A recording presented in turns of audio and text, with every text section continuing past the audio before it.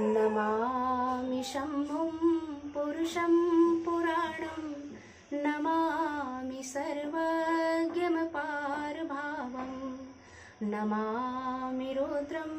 प्रभुमक्षयं तं नमामि सर्वं शिरसा नमामि नमामि देवं परमव्यतं तं उमापतिं लोकगुरुं नमामि